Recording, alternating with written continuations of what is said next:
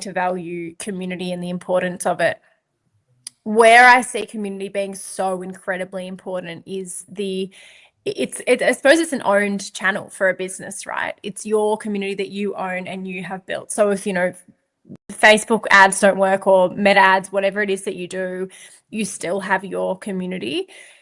When you're relying on, for businesses that rely, just on paid media and they haven't built that community, if you turn that off, they haven't built that connection with their customers. And so that would then mean that, people will easily go to a competitor because they have no connection with the brand.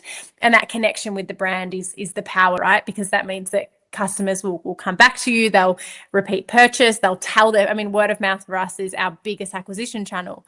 And I think word of mouth is very difficult without having built that community within your business. So that's why I also think it's crazy when people say that.